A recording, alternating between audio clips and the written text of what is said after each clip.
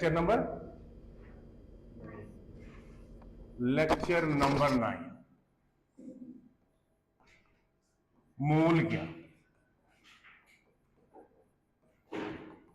कल हमने बेटे मैंने आपको सबसे पहले सिखाया था मोल एनालिसिस कैसे लिखते हैं, और मोल एनालिसिस के बाद फिर हमने सीखा था कि अगर क्वेश्चन नॉन लिमिटिंग रिएजेंट पे आए तो वो कैसे करते हैं। ठीक, तो हमको कैसे पता चलता है नॉन लिमिटिंग रिएजेंट पे क्वेश्चन है।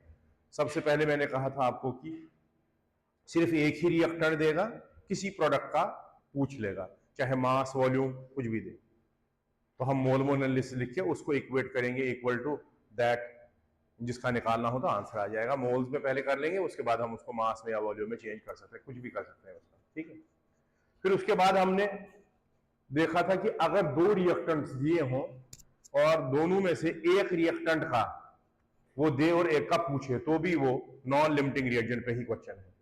ठीक है, तीसरा केस मैंने कहा था कि हर किसी की मोल एनालिसिस का वैल्यू जो है वो सेम आएगा।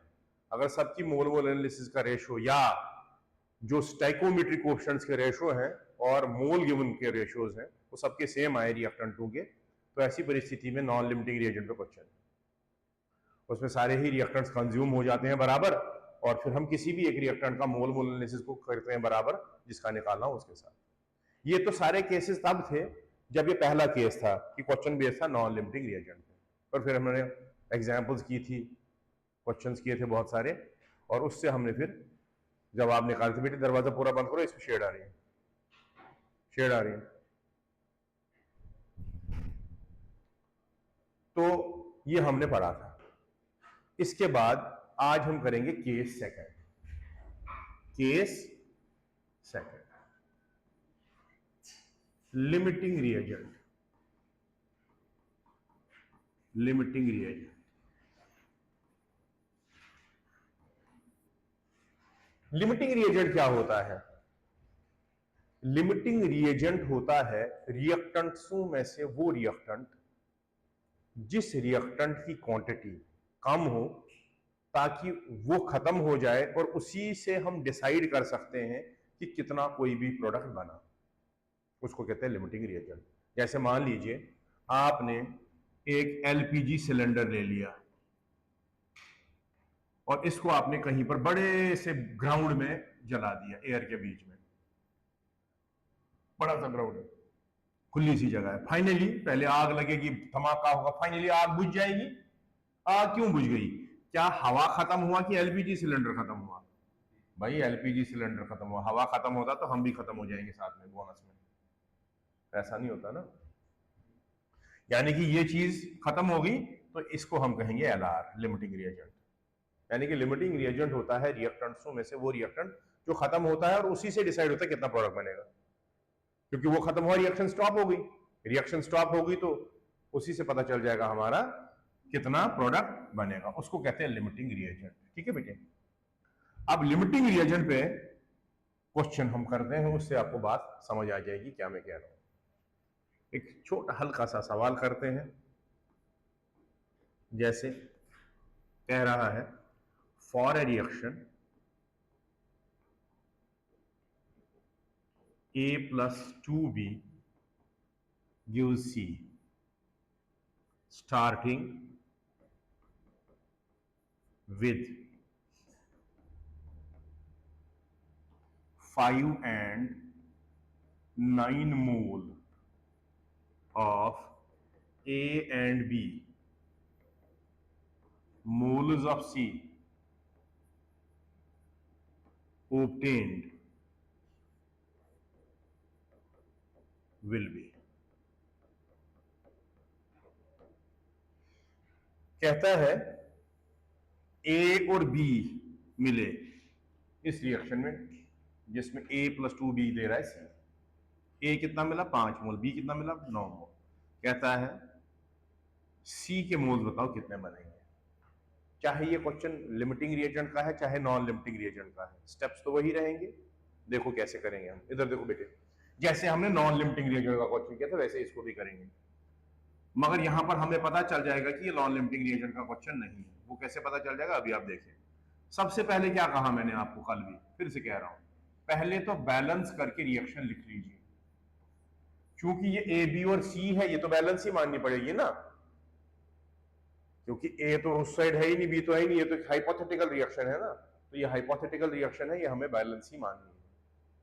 ठीक, तो फिर क्या लिखना होता है, स्टाइकोमेट्रिक कोएफिशिएंट। क्या है स्टाइकोमेट्रिक कोएफिशिएंट, 1, 2 और 1, यही है। इसके आगे 1 है, इसके आगे 2 है, इसके आगे भी 1 है, इसके आगे 2 था, ये होगा स्टाइकोमेट्रिक कोएफिशिएंट। ठीक है, इसके बाद इनिशियल यानी कि T0 पे किसके किसके मोल दिए हैं, इसके 5 दिए हैं क्वेश्चन में, इसके 9 दिए हैं, इसके तो निकालने थे बाद में, नहीं दिए हैं।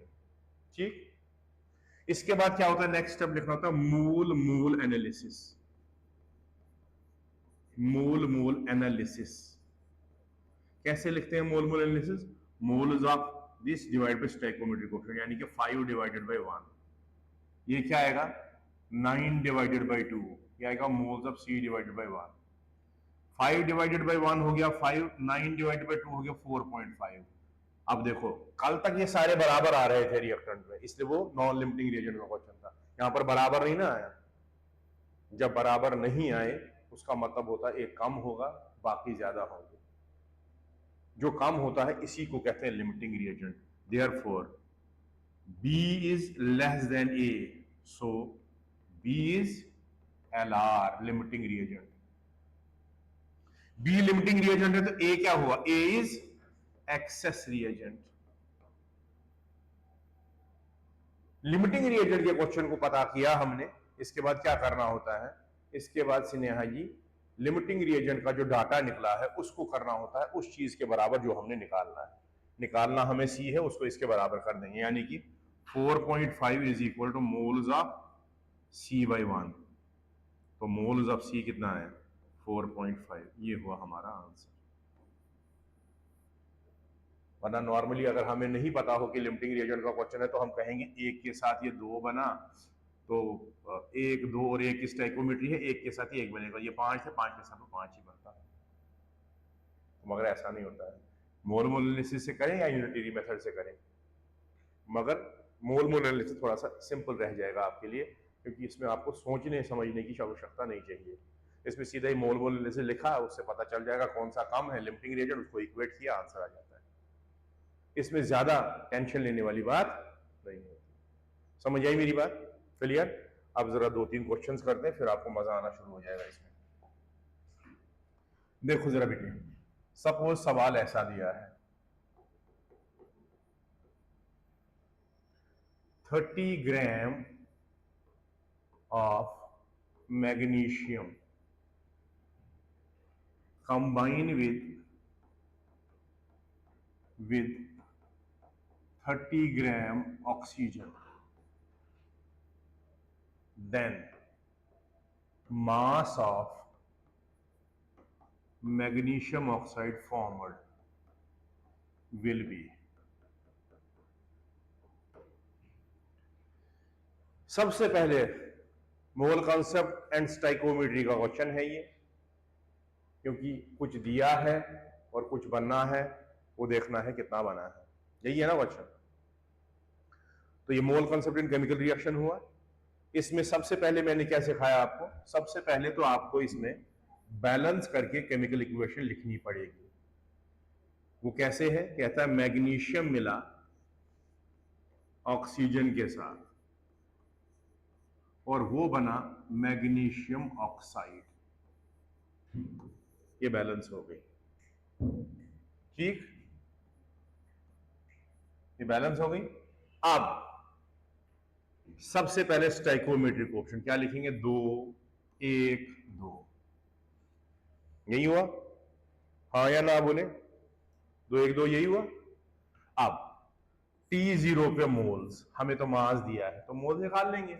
मैग्नीशियम का मोल्स अगर निकालने हो तो क्या होगा, मैग्नीशियम का जो मास दिया है डिवाइडेड बाय मोलर मास होता है 24, और ऑक्सीजन का अगर दिया हो तो 30/32, ये कितना हुआ और ये कितना हुआ, ये आया 1.25 और ये आया 0.92 मेरे ख्याल से।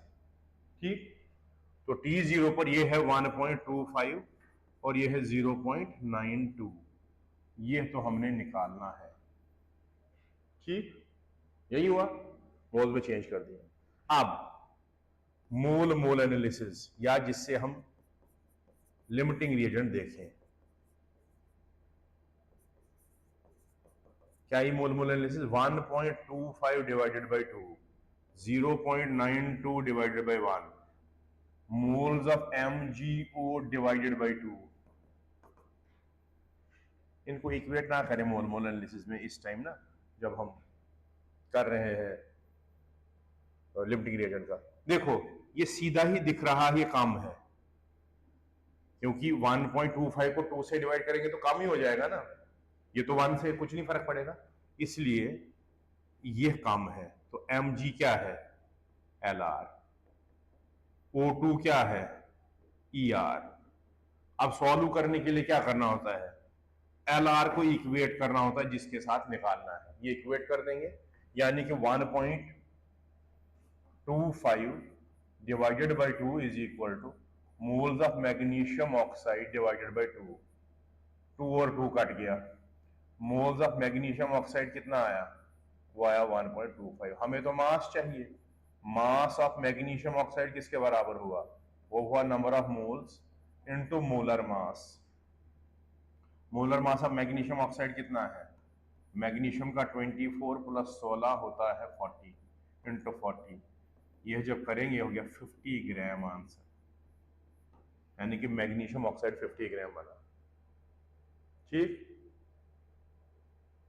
अनरिएक्टेड ऑक्सीजन कितना रिएक्ट हो रहा, जरा बताओ, अनरिएक्टेड ऑक्सीजन कितना हुआ, जरा बताओ।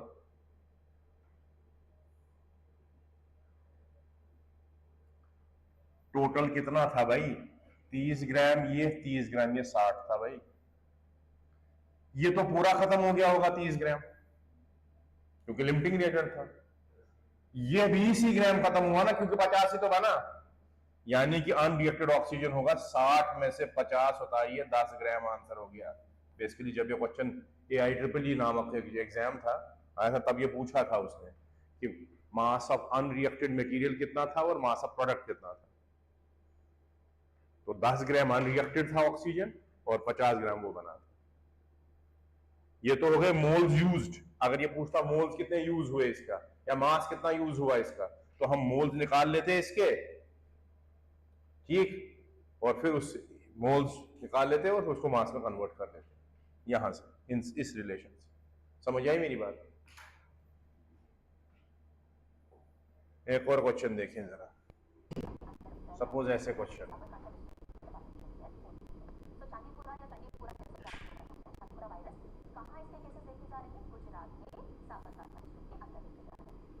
56 gram of calcium oxide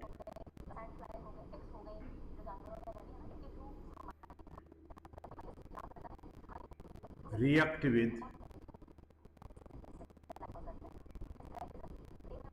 63 gram of nitric acid, mass of calcium nitrate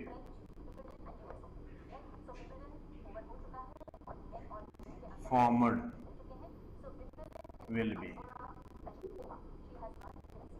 सबसे पहले क्या करना है, बैलेंस करके केमिकल इक्वेशन लिखनी है। किस किस की केमिकल रिएक्शन हुई है, कैल्शियम ऑक्साइड और नाइट्रिक एसिड लिक्विड की। क्या बना है, कैल्शियम नाइट्रेट। तो कैल्शियम नाइट्रेट की फार्मूला आपको पता होनी चाहिए, वो मैंने क्रिस क्रॉस तक आपको सिखाया है, देने जा रहे हैं नीट और जेई, और आपको क्रिस क्रॉस तक भी सिखाया मैंने 9th वाला, ठीक है। और ये रहा वाटर साथ में निकलेगा, इसको बैलेंस करना पड़ेगा, तो ये बैलेंस हो गई। अब लिखेंगे स्टाइकोमेट्रिक कोएफिशिएंट्स 1 2 1 1। अब T0 पे मोल्स, T0 पे मोल्स, कैल्शियम ऑक्साइड का मोल्स ऑफ कैल्शियम ऑक्साइड कितने होंगे, मोल्स ऑफ CaO हो गया, mass of CaO by molar mass of CO1 हो गया, मोल्स ऑफ नाइट्रिक एसिड हो गया, mass of nitric acid, molecular mass भी 63 है इसका। आप निकाल के देखें, HNO3 का 63 होगा, कैल्शियम ऑक्साइड का 56। ठीक है, कैल्शियम का 40 होता है, ऑक्सीजन का 16, नाइट्रोजन का 14। तो आप देख सकते हैं सबका निकाल के कि मॉलिक्यूलर मास इसका 63 होगा, उसका 56 होगा। ठीक है, तो ये स्टार्ट में 1 1, ये तो हमें निकालना है, ये हमें चाहिए ही नहीं, इसकी तो बात ही नहीं है। अगर निकालना होता तो इसको भी ले सकते हैं, इसको भी लिमिटिंग ग्रेडियंट के बराबर कर सकते हैं। देखो जरा, अब लिखेंगे रेशो यानी कि मोल मोल एनालिसिस।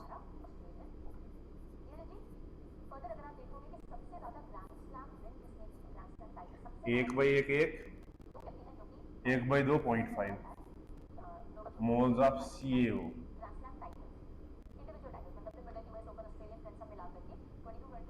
CaO नहीं, CaNO3 वोल्ट डिवाइड बाई 1।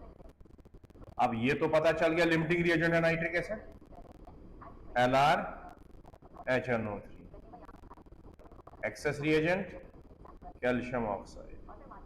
ठीक, अब इस Lr को बराबर करेंगे इसके, तो हमें पता चल जाएगा मोल्स ऑफ कैल्शियम नाइट्रेट कितना आया, वो आया 1/2 या 0.5।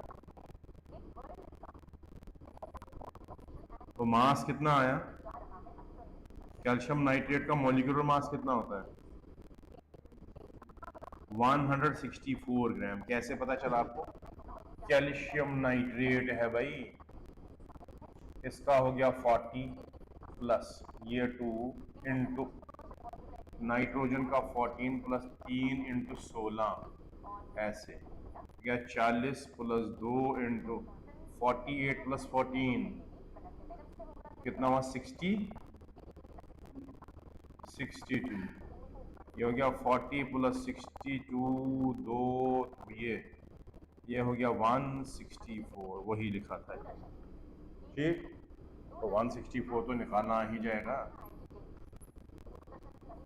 ठीक है, तो मास कितना हुआ, मास हुआ 164 डिवाइडेड बाई 2 हो गया 82 ग्राम। सपोज वो पूछता मास ऑफ वाटर निकालो, तो हम क्या करते हैं, moles of water divided by 1 is equal to Lr। तो मोल्स ऑफ वाटर भी आता 0.5, तो मास कितना आता 1/2 इंटू 18 ग्राम, हो गया 9 ग्राम। इसका किसी का भी आप निकाल सकते हैं। ठीक, तो ये हुआ आपका किस तरह से क्वेश्चन आ सकते हैं। और जरा 2-3 क्वेश्चंस करते हैं, तब आपको मजा आना शुरू हो जाएगा। ठीक, फॉर एग्जाम्पल हमारे पास क्वेश्चन ऐसे है,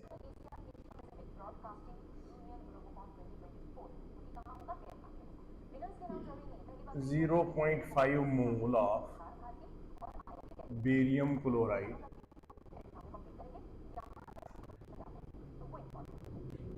react with 0.2 mole of sodium phosphate,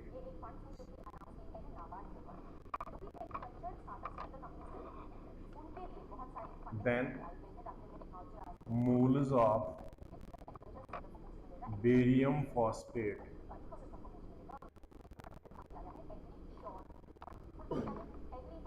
formed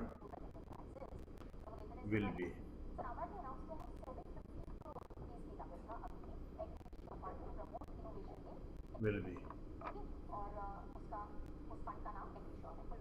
कैसे करोगे, कैसे करोगे, पहले रिएक्शन लिखोगे, बैलेंस करोगे, इनिशियल मोल्स लिखोगे, लिमिटिंग रिएजेंट चेक करोगे, लिमिटिंग रिएजेंट को जो निकालना उसके बराबर करोगे तो आंसर आ जाएगा। जरा करो, आप लोग पॉज करके करें और आप लोग ऐसे ही करें।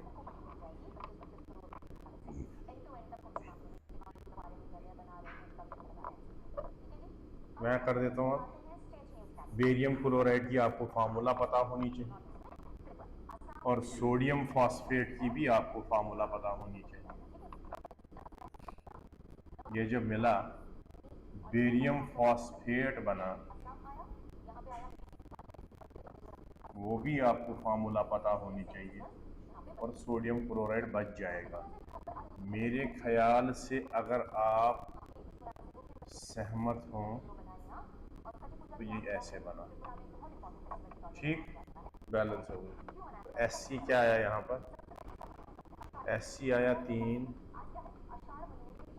2 1 6। T0 पर यहाँ पर तो क्वेश्चन में ही मोल्स दिए, बहुत ही बढ़िया। 0.5 0.2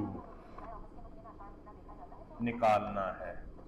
मान लो ये भी निकालना होगा, ये भी AIEEE का क्वेश्चन आया हुआ है अगर मेरा डाटा सही है तो रेशो हो गया 0.5/3 और 0.2/2, ये हो गया 0.1 और ये 0.1 से बड़ा है ना, 1 पॉइंट समथिंग आएगा ना। ये कितना आएगा जरा देखें, कितना आ रहा है, 0.5 डिवाइडेड बाई 3 आएगा 0 कितना आ रहा है, 0.167।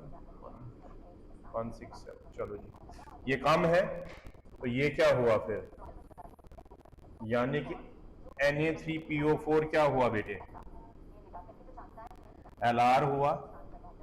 क्वेश्चन निकालने के लिए क्या करना होता है, LR की mole mole analysis, LR equal to mole mole analysis of barium phosphate जो निकालना है।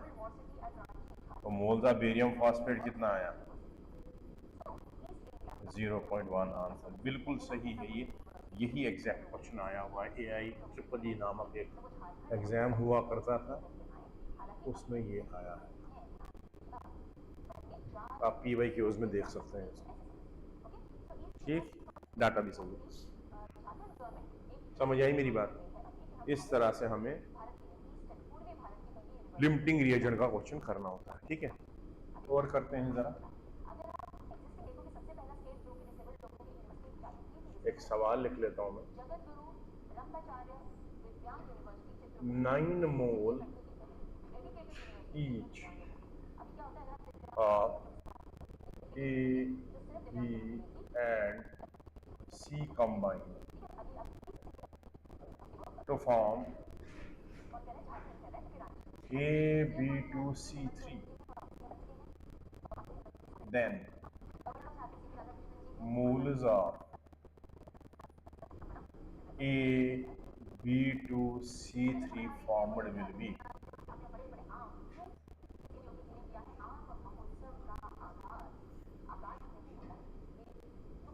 ठीक। क्या करना है सबसे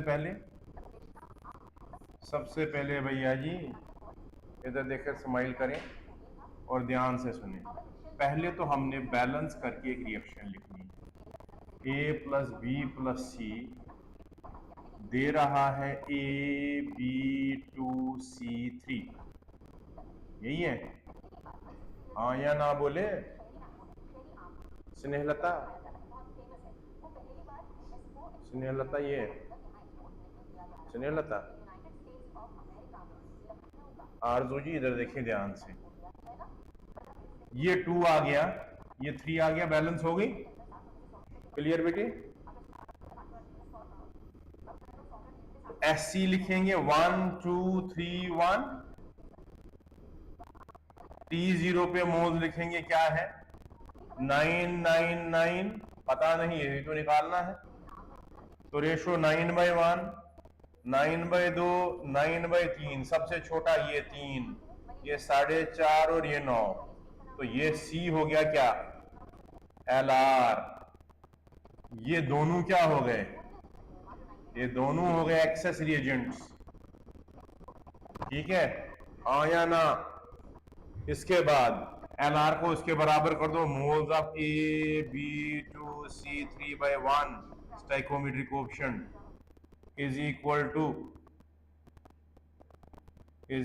टू 3, तो आंसर ही आ गया 3।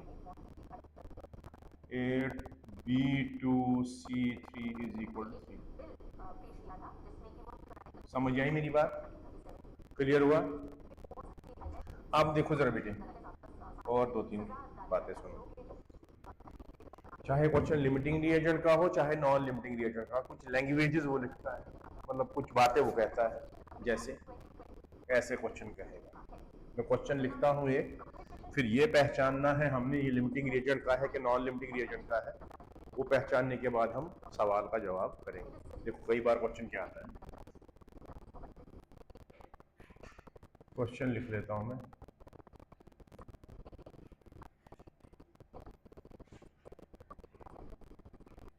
ऑन हीटिंग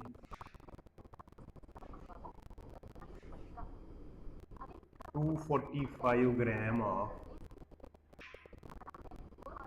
potassium chlorate)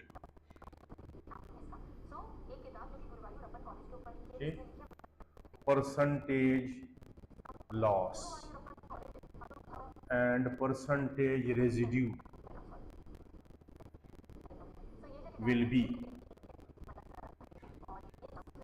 कहता है 245 ग्राम KClO3 का हीट किया हमने, ठीक। इसको हीट करने के बाद बताएं कि परसेंटेज लॉस क्या है और परसेंटेज रेजिड्यू क्या है। मेरी बात ध्यान से सुनिए, हमेशा याद रखना जब कभी भी परसेंटेज लॉस या परसेंटेज रेजिड्यू पे क्वेश्चन पूछे, चाहे वो लिमिटिंग रिएजेंट का हो चाहे नॉन लिमिटिंग रिएजेंट का हो, लॉस हमेशा होता है गैस और रेजिड्यू रहता है सॉलिड। लॉस हमेशा होता है गैस, लॉस का मतलब होता है क्या, वो चीज जो प्रोडक्ट में गैस हो, प्रोडक्ट में गैस हो वो लॉस। प्रोडक्ट में क्या होना चाहिए, वो चीज गैस।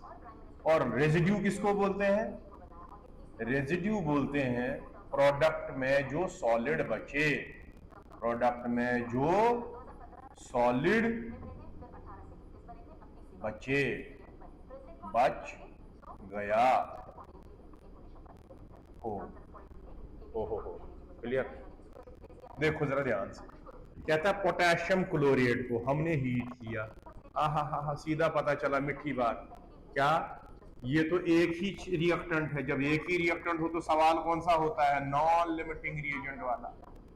ये देखा KCl तो सॉलिड होगा और ऑक्सीजन तो गैस होगा, तो लॉस होगा गैस, ये होगा रेजिड्यू, ये हो गया रेजिड्यू और ये हो गया लॉस। हाँ या ना? क्लियर? क्यों लॉस? क्योंकि ये गैस है, रेजिड्यू ये क्योंकि ये सॉलिड है। ठीक, अब वैसे ही क्वेश्चन करेंगे, बैलेंस करना है इसमें। मेरे ख्याल से आपके ख्यालात सहमत हो तो SC लिखेंगे, फिर क्या 2 2 3 T0 पे मोल्स। अच्छा, KClO3 का मोलर मास अगर हम निकालें, KClO3 वहां वैसे लिखा होता है ब्रैकेट में ना, एटॉमिक मास सबके, मैंने नहीं लिखा यहाँ पर। ये आया 39 प्लस ये आया 35.5 प्लस 3 इंटू 16, मेरे ख्याल से 122.5 ये आया इसका मास। तो मोल्स ऑफ KClO3 कितने होंगे, 245 डिवाइडेड बाई 122.5, वो हो गए 2, मेरे ख्याल से, अगर आपके ख्याल सहमत हो तो। इनिशियली ये है 2, ये निकालना है, ये भी निकालना है, ठीक। तो यहां पर रेशो आया 2/2, हो गया 1।